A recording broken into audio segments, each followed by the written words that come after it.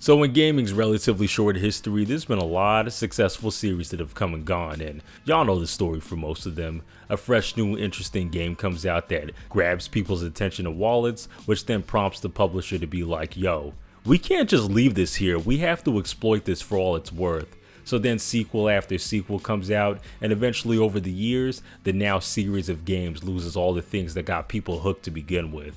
At least most of the time. Other times the opposite happens where the series fails to innovate, releases the same shit over and over again, and people start to get tired of it. Either way, many long-running video game series lose their luster and never get it back. But not these series. These 10 video game series I'm about to talk about today went through the lows but somehow came back to relevance, whether it be going back to their roots or injecting something interesting that has the people checking again. Now, just so we're clear moving forward, what I categorize as falling off is mostly when a large portion of fans think a game or a string of games are mid as fuck. And the reason I'm using that as a metric more than sales is because there's a lot of crappy ass games that do well financially. Yeah, sales do not tell the whole story. Also, the fans are the ones that actually play and buy these games every year, so their opinion matters the most. And I'm a man of the people, baby. Anyway, enough of the boring intro stuff. These are 10 video game franchises that fell the hell off, but then bounced back. Don't call it a comeback!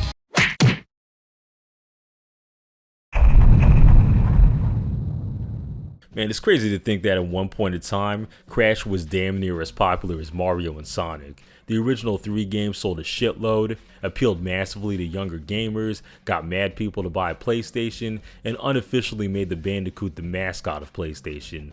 But then, the new millennium came around and the popularity of the series just plummeted. It was like a fat dude rolling down a hill. It was just quick. Yeah, the 2000s was a rough time for the Bandicoot. Naughty Dog moved on to better things, gamers were getting older, which meant a shift in interest in more mature games, and the new developers did not have any time to make the next-gen Crash game worth a damn. Yeah, the Wrath of Cortex spelled the downfall of the series, as it was just a worse version of Crash Bandicoot Warped. The presentation was off, the movement was somehow jankier despite better hardware, the level design was nowhere near as tight with more dead space than shoehorned vehicle sections. Suffice to say, the game was ass and everyone noticed. The developer Traveler's Tale did course correct though with Crash Twinsanity. A lot of people actually fuck with that one since, unlike Wrath of Cortex, it did do something different. No more linearity, instead Crash can free roam levels now, which isn't wholly original, but it was fresh for the series. The humor in this game was also dialed up to 11, which a lot of people liked since this game was legitimately funny at times. Well, the past few years have kind of been slow. Wrath of Cortex didn't do as well as we'd hoped, and... Fish? But then we get to the mutant games with their weird-ass redesigns and focus on beat-em-up combat. Yeah, I don't know anybody that fuck with these games. Not saying that they're bad or anything, but even at the time, there was no way of knowing since nobody talked about them. These review scores do not look promising though. Yeah, at this point it was looking like Crash couldn't work in the modern era like that. Activision probably felt the same way, as the series would take a long hike for a couple years. When it came back though, it didn't just bring a graphical overhaul, but a whole lot of nostalgia. Hell yeah, the Crash Insane trilogy, which was a remake of the first 3 games, did a lot to remind people why they used to mess with Crash to begin with. All the joys of the original and a fresh new coat of paint. A good way to introduce a new generation to these games who would probably throw up looking at the originals. Game was well received outside some issues with the controls. It sold enough to where, after 20 plus years, the original trilogy finally got a direct sequel with Crash Bandicoot 4. And it seems like most people really fuck with it. As of the recording of this video, Toys for Bob are currently developing another game, so yeah, it looks like Crash is back. Who would have thought? Honestly, Sonic could populate this list like 3 times over because that motherfucker has had multiple fall-offs, yet somehow the Sonic fanbase continues to be one of the largest and most passionate in gaming.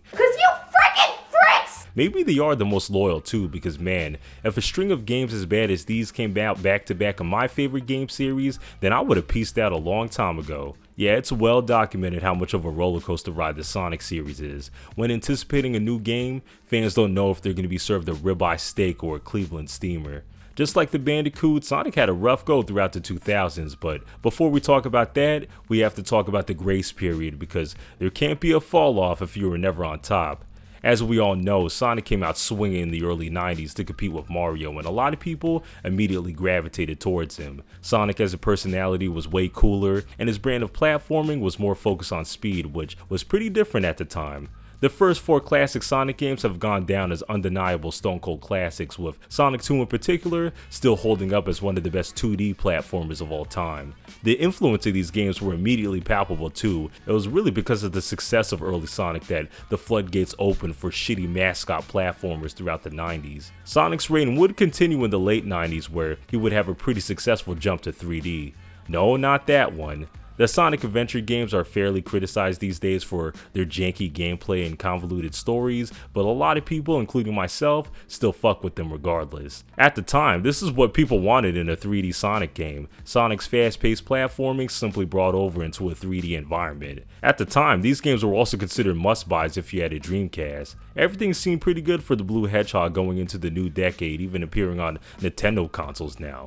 But then we get into Sonic Heroes, which kicked off the Dark Ages. Don't really have time to touch on each game, but just know that every Sonic game for the rest of the 2000s would either be straight up dog shit or extremely polarizing. A lot of gameplay experimentation and aesthetic changes that can never satisfy most of the fan base. And that's not even getting into some of these games releasing in unfinished states. Got so bad that motherfuckers at Sonic Team decided to make a direct sequel to the classic Sonic games with Sonic the Hedgehog 4, but the way they didn't really appeal to the fans of those games. Seemed like the fan base was split in what they liked about this series, but thankfully, Sonic Team was finally able to unite them with Sonic Generations, literally creating a half-and-half game that switched between modern and classic Sonic. It was nostalgia bait, but at this point, the series needed something familiar. The game was immediately seen as one of the better games in the series, and along with the well-received Sonic Colors a year prior, it seemed like Sonic was back on top. But only for a short while, because it would only take 2 years for the series to go back to being divisive as fuck again with Lost Worlds and the abysmal Sonic Boom. The latter somehow being worse than Sonic 06. Suddenly the narrative that Sonic was never good began to spread, but those criticisms would be laid to rest with Sonic Mania, which slapped fans in the face again with nostalgia. Big difference this time around is that this one was made by the fans and was somehow better than whatever Sonic Team had going on with Forces. In the present, Sonic is in a pretty good place, 2 successful movies, and the recent game entry in Sonic Frontiers being received positively. But this kinda scares me because that often means some bullshit's around the corner, but I guess we'll see. Man, life has been good to us Resident Evil fans for these past couple of years. All these damn remakes back to back shouldn't be as quality as they are, but 2 out of 3 of them you can make a solid case of them being better than the originals. And those games are masterpieces in their own right. Not only that, but Capcom somehow has been keeping up with releasing quality new entries with Resident Evil 7 and Village. 2 games that are already some of the best horror games of this generation. There is no better time to get into the series, which is something I could not say a decade ago. As we all know, Resident Evil, especially early Resi, is all about that survival horror, managing inventory, backtracking, weird-ass camera angles, and a spooky atmosphere. Alone in the Dark may have created the genre, but Resident Evil is the franchise that defined it. And then in the 2000s, they would go on to redefine it with Resident Evil 4, which to many is not only the peak of the series, but also one of the most influential games of the modern era. Showed the rest of the industry that yeah, campy action and horror do in fact mix, and this over-the-shoulder camera angle is going to be the norm from now on. Unfortunately, Resident Evil 4 was both the gift and the curse. Even though it's one of the best games of all time, it was also a sign of bad things to come. Going into the 2010s, survival horror was a dying genre, and Capcom leaned into that by having the next 2 Resident Evils lean way more into the action side of things, aka being more generic. Resident Evil 5 was a pretty big disappointment coming off of 4, but in hindsight, it was a pretty solid co-op game. 6 on the other hand, man, talk about losing your identity. This is if Michael Bay directed Resident Evil. There's barely any horror left. Constant action set pieces, straight up gunfights. What the fuck is this, Gears of War of zombies? Some people try to rehabilitate this game as a dumb fun blockbuster that you can turn your brain off with your homies, and I can sorta see that, but there is way more issues with the game than just the action focus. The pacing's horrendous, the combat's repetitive, and the story's some fan fiction ass bullshit. I could go on, but that's honestly a whole other video that should be made. The point is that the game was ass and signified the series straying way too far into one direction for a lot of people. The developers probably felt the same way too, because the next main entry, they would create arguably the scariest game in the franchise. I don't think anybody expected Resident Evil 7 to go this hard. This game was both a return to form and a shift into a fresh new direction in the series. New camera angle, and a somewhat more serious story, along with all the things we used to love about this series, such as inventory management and slow-paced exploration. A lot of people, including myself, really fuck with it, but little did we know, this would only be the appetizer. With the RE engine, Capcom's been banging out quality game after quality game, and with the latest remake of their magnus opus receiving some of the highest praises, we can safely say that the King of Survival Horror has reclaimed its throne. Seconds left. Who's gonna get it? Who's gonna get it, people? Mega Man! Mega Man! The super fighting robot! Oh, wait! Oh, he got one! He got one! Super fighting robot! Mega Man! Fighting to save the world! If that's not the sound of a beloved video game franchise, then I don't know what is. Unfortunately, all that love is spread into the void since Capcom does not give a shit about Mega Man as much as they used to. There's like 4 other franchises that now take top priority, which is crazy to think about since for the longest time, you couldn't think about Capcom without thinking about Mega Man first. Especially in the 90s, seemed like there were 2 games released every damn year. And people give COD shit for releasing the same game every year. The Blue Bomber's been doing that, but I digress. For the sake of this list, I'm just talking about the main series of games. Mega Man as a whole franchise was still popping off with a bunch of sub-series in the late 90s and early 2000s. It was just the main bread and butter series that took a long hike during this time. Maybe Capcom was too short on resources with the other series, maybe they thought the more bubbly toned main games wouldn't work with the now older gaming crowd, maybe they thought run and gun platforming by itself wasn't the move anymore. Either way, it was kind of weird that the OG Mega Man was gone for so long. It's not like Capcom ever really fumbled the bag with the series. All 8 of the original games are solid, with 2 in particular being a classic. I mentioned that in the 2000s the whole brand wasn't really damaged as there were mad different sub-series carrying the weight, but that was only up until a certain point. Eventually all these sub-series came to an end by the late 2000s, and I vividly remember people yearning for the simpler OG series to make a return. Luckily, Capcom felt the same way, as after 11 years, the OG Mega Man would finally make his return in 2008's Mega Man 9. And Capcom went way back with it, choosing to maintain the 8-bit look and sound and removing later staples such as the Charge Buster and Slide. Almost like this game is the actual sequel to Mega Man 2. It was well received by both fans and critics, and Capcom would immediately follow it up with Mega Man 10 2 years later, carrying on the throwback vibes to more positive feedback. Unfortunately, this would be the last Mega Man game for almost a decade, and this hiatus would be pretty painful as there would be no other series of games running anymore. 8 fucking years of nothing. What made these times feel even more bleak was the utter failure that was Mighty Number 9. Basically the original creators' attempt at trying to make a Mega Man game without Capcom. It ended up being worse than practically every Mega Man game with its generic ass game design. And to throw salt into the wound, Capcom would finally come back with Mega Man 11, which ended up being everything that this game was supposed to be. Pretty much a giant middle finger to Keiji Inafune. And yeah, Mega Man 11 was pretty dope, one of the better games of the series actually. Finally an updated look with some really strong levels and even some new mechanics such as the double gear system. Along with this, Capcom's been pumping out a shitload of collections of practically all the Mega Man sub-series. As of the recording of this video, the only ones missing are Star Force and Legends. Feels like they're weighing to see if the interest is still there. Time will tell if the other series will make a return, but at least the main series is looking healthy.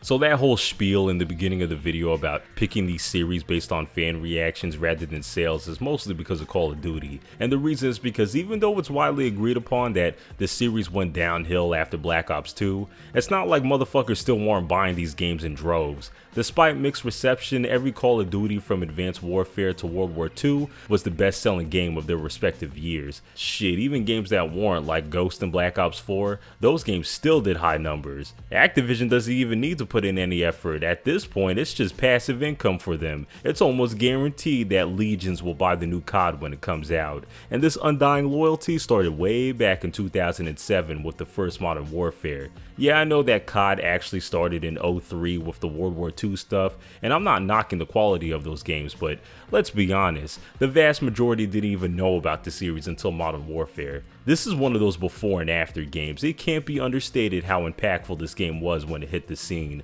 All of a sudden, military shooters is a hot new genre, and mad people that didn't even play games like that are now playing on a daily basis. Before, the only people that played and talked about video games were big nerds and kids. This game drops and all of a sudden you got these frat boy meatheads talking about hopping on after work and shit. Can't really say I blame them because the PvP was pretty goated. Fast paced with many different playstyles and game modes. There was just something about ranking up and attaining new weapons and perks that felt good, man. There weren't many other online shooters at the time that felt as polished and had the population that this game had. For many people, this was their first exposure to online gaming, and to this day, COD remains one of the most active video game communities. We all know the story from here on out. Activision, smelling the cotton, would dedicate multiple teams to the series to ensure that COD would come out every year from here on out. In the beginning, things were cool. Treyarch would do things differently with their COD games, introducing zombies and having a darker, more grimy tone to their campaigns, and the Modern Warfare games would eventually wrap up the Captain Price storyline. And both series would always add a bunch of more features in the PvP to keep things fresh and dynamic. COD already had a bunch of haters at this point, but it was usually people that didn't play these games. What mattered was if COD fans were happy, and they were for the most part. That would all change with Ghost though. Yeah, Call of Duty Ghost gets the title of being the first of many COD games to get massive backlash. For whatever reason, this is the game that got people to notice how repetitive the series has been up until this point. I haven't played this game myself, so I can't speak on how bad it is firsthand, but from what I've gathered, the story was bland and uninteresting, and the multiplayer had some very questionable map and weapon balancing. For a while, this would be the case for all subsequent Call of Duties, not necessarily these specific problems, but more so the series not completely appealing to the entire fan base anymore. It was stuck in that weird area where it needed to change to keep people interested, but it couldn't change too much to where it didn't feel like Call of Duty anymore. Some of these games have their fans, but it was pretty clear that COD as a whole wasn't wowing people like it used to. There were many other shooters that were just way more interesting by this point. So of course, like with every other entry on this list, in order to get people back on their side, they said fuck it, we're gonna reboot our most acclaimed shit.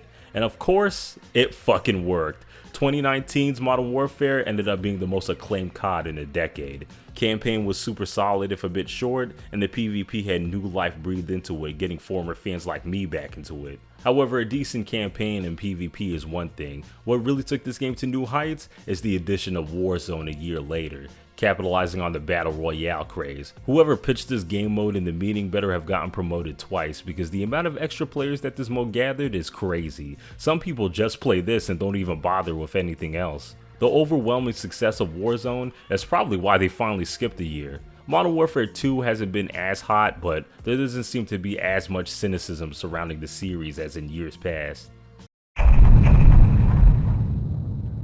Yo, people forget how popular Tony Hawk games were, man. I know mad people that got into skateboarding in real life because of these games. Don't think it's a stretch to say that these games are a big reason skateboarding eventually went on to become more mainstream throughout the 2000s. All 4 pro skaters sold millions and are some of the best-selling games on their respective PlayStations. This is one of those game series that came out exactly when people wanted it. For whatever reason, extreme sports became really cool to a lot of people in the late 90s and early 2000s. Skateboarding in particular being the most popular, as it was the most accessible to young people. All you need is a board and some concrete and you're good to go. Thing is though, you didn't even need to be into skateboarding in order to have fun with these games. There was just something about hitting these ramps and trying to do the craziest tricks that just felt so addicting. Messing up and watching your character bust their ass was just as amusing as hitting the tricks. And the music, it was perfect. Perfect. Everything. You want to talk about shaping my taste in music? These games introduced me to a whole bunch of artists and songs that I still listen to. If you're into punk, alt-rock, and backpacker hip-hop, then you have to fuck with these soundtracks because they're a goddamn goldmine of this stuff. Anyway, it wasn't too surprising to see these games jiving with so many people, since there really wasn't any other skating series that felt this smooth and polished. Having the GOAT skateboarder's name on the series too was just automatic sales. Until... Yeah, the late 2000s saw the introduction of Skate, which definitely played a hand in killing off the Tony Hawk games. Not only did Skate finally provide players with an alternative, they just straight up took the crown as Tony Hawk games became pretty damn mid around this point. Project 8 and Proving Grounds didn't really innovate with levels that felt more generic this time around. Mad people were also preferring the more realistic approach of the Skate games over the arcadey feel of the Tony Hawk games. So of course, when a once beloved series starts to become stale, that's when it's time to take a hike. And take a hike it did. There wasn't a mainline Tony Hawk game for almost a decade. But it's not like Tony Hawk games completely left the public view, as there were plenty of spin-offs released in between, most of it being forgettable gimmicky garbage. I particularly remember this fucking thing never working. As the Skate series abruptly stopped, there was a big void of skateboarding games. People were still really into skating, so it's not like the demand wasn't there. Would be a perfect time for the Tony Hawk series to make a proper return, right? Well, they definitely made a return, but it was anything but proper. I mean, just look at this cover. Not even Tony wants to be here. A bland look, lifeless levels, and way too many technical issues to go over. A lot of which has to do with this game's notoriously rushed development. Felt like they were creating another spin-off and they decided to just slap on Pro Skater 5 at the last minute. Having to always be online also didn't help. This game was so fucking bad that not only did it get delisted, but the studio that made it went under the next year. With Tony Hawk parting ways with Activision, it seemed like this would be the last Pro Skater 2. Thank God for Vicarious Visions. Those boys came through in 2020 with a full-blown remake of the first two Pro Skaters, and it not only reminded people on why they even liked the Pro Skater games, but it finally gave people a good skateboarding game in about a decade. A slick look, smooth controls, a functional online, and even the original banging soundtracks. Unfortunately, this is looking like it's going to be the final entry, as the merging of Activision and Blizzard has shifted Vicarious Visions into making other stuff. The remakes of 3 and 4 have been canceled, and it doesn't seem like Activision Blizzard have any interest in the series anymore. Well, if the series is gonna die here, at least it went out on a good note. Shit, you don't even need to be into fighting games to know what Mortal Kombat is. It's a series that's long cemented itself in pop culture zeitgeist due to how over-the-top violent and gory it was. It's the reason we even have game age ratings to begin with. The fighting game series initially became popular due to its shock value, but a lot of people stuck around over the years due to the series not only having a unique looking game feel compared to other fighting games, but also a cool cast of characters that have become widely recognized on their own. This doesn't mean that the series didn't suffer some pitfalls. Yeah, no. Mortal Kombat has definitely had difficulties adapting to changing times, starting with Mortal Kombat 4, which is just the previous 3 games finally brought over to 3D. Sounds like a strange complaint, right? You would think that's what fans would want, but you have to understand, this is 1997. This is a year where other fighting game series were taking the genre to a new level visually and mechanically, and Mortal Kombat's simple ass 4-gen fighting game mechanics were not gonna fly anymore. This game didn't look too bad graphically at the time, but losing the digitized sprites definitely had this game standing out less from the pack. The new characters were also pretty lame, like, you're not going to find many people clamoring for Tanya to make a return. Weirdly enough, the only saving grace here is the cutscenes, not because they're good, but because they're so bad that you can't help but be amused by them. Welcome, Shaolin Warrior. Your Thunder God is beaten. Earth's warriors destroyed. You are the last remnant of the forces of light. Do you wish to beg for mercy from your new master, the Lord Shinnok? Never, sorcerer!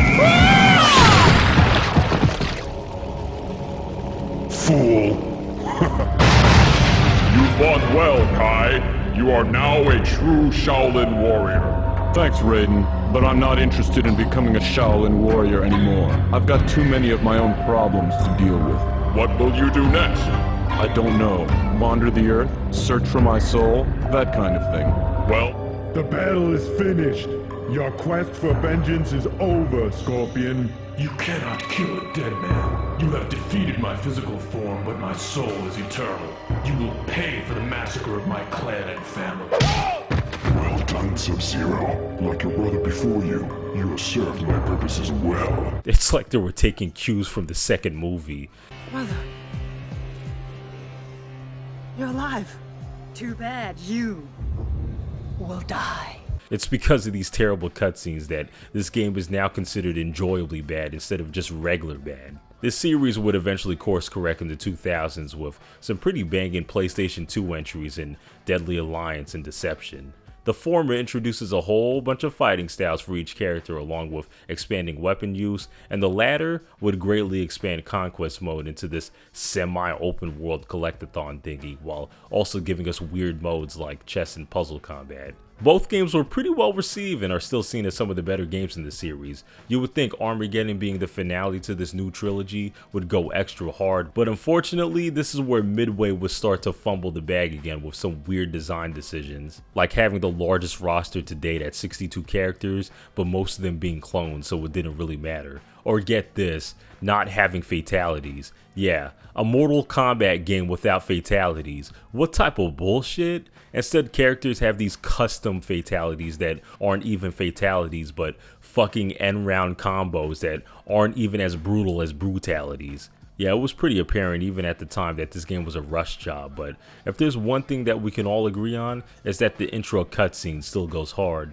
Mortal Kombat was still a fairly popular series at the time, but it was pretty clear that it was nowhere near as poppin' as it was in the 90s. I just chalk it up as gamers becoming more desensitized to gruesome violence because gaming as a whole shifted to more graphic content in general. This is probably why the next entry, Midway, decided to abandon the gruesomeness altogether, which unfortunately was another wrong move. It's the primary reason why Mortal Kombat vs. DC was so lukewarm to many people. For whatever reason, they thought people would want to see Batman get his spine ripped out, so they tuned the violence all the way down to where there's barely even blood. These are probably the weakest fatalities in the entire series. Everything else about the gameplay was decent from what I remember, but this game would mark the end of the 3D Midway era.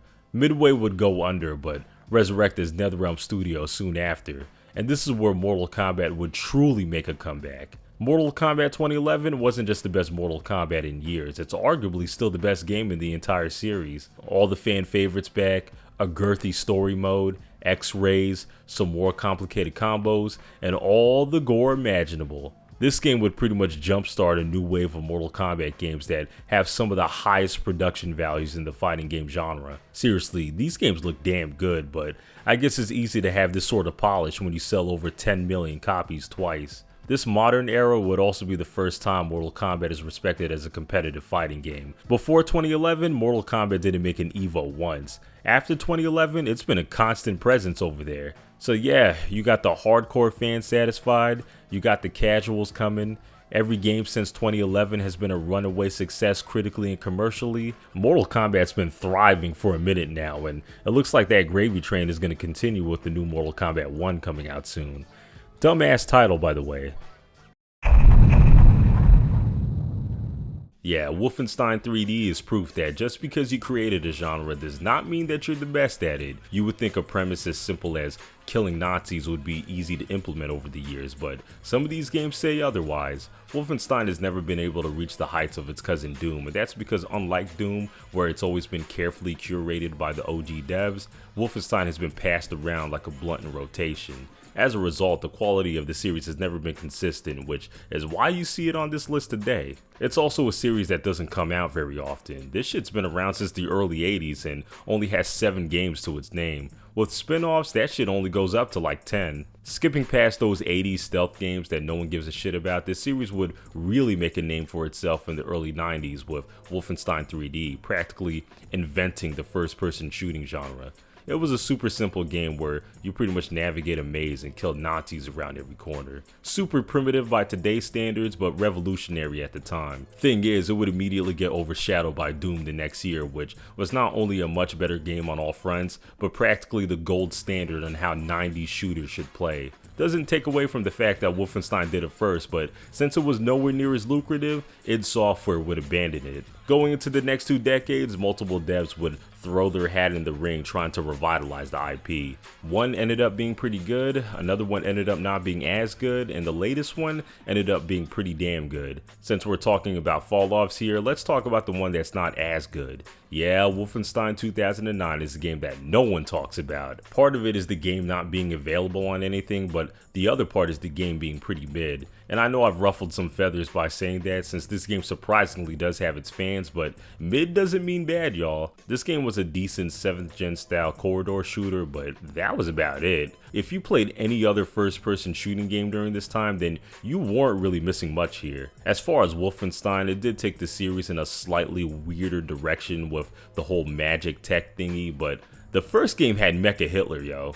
Anyway, even at the time, the game was just seen as alright to people. It was a financial flop though, so there was no chance it was going to get a sequel. Raven Software, the dudes behind this one, would also just move on to other things. It wasn't really a problem because the Wolfenstein series would also move on to better things. Yeah, this new saga handled by Machine Games is really the first time Wolfenstein is able to have a consistent identity across multiple games. For a lot of people, these are the first things people think of when they think Wolfenstein these days, and honestly, I ain't mad at it because these games are pretty damn good. A nice blend of 7th gen and old school shooting mechanics, a massive arsenal to fuck around with, and some good old over-the-top violence. These games are proof that Wolfenstein can work in the modern era. At least until Young Blood for a lot of people, but that game was just a spin-off, so the point still stands. The real Wolfenstein 3 is thankfully still in the works.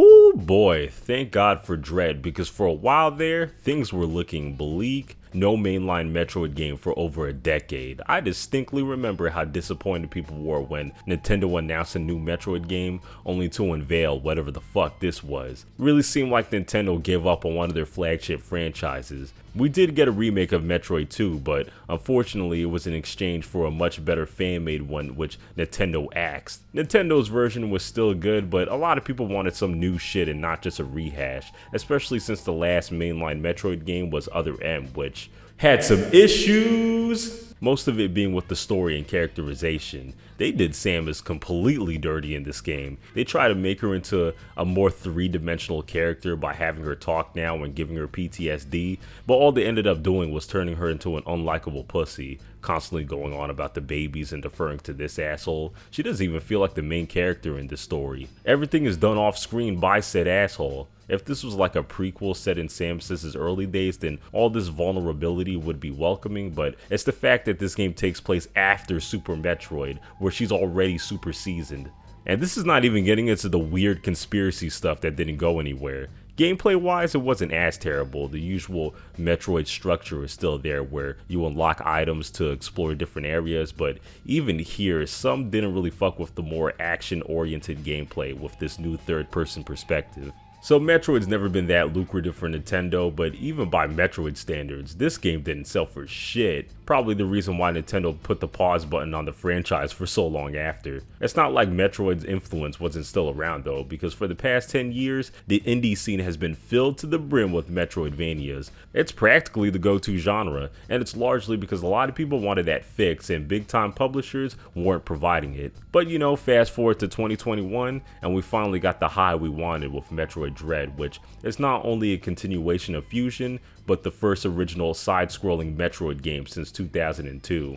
And man, talk about a triumphant return to form. This game contains damn near everything you would want in a Metroid game. A creepy alien atmosphere enhanced by these Emmys, a slick new 2.5D look, the good old-fashioned backtracking and exploration of massive well-designed levels, and memorable challenging boss fights. Samus is also back to being the stoic silent badass, which is honestly how it should be. Yeah, this game was the shit, one of my personal favorites from that year, and I would even call myself a die-hard Metroid fan. The game would go on to become the best-selling game of the whole franchise, selling 3 million copies, which is twice as much as these games usually sell. I guess money really does talk, because now all of a sudden we got a Prime 4 around the corner. We'll see how that turns out, as it's been over a decade since a Prime game's been made, but shit, if the same carefulness and passion from this game is brought over, then it's gotta be good.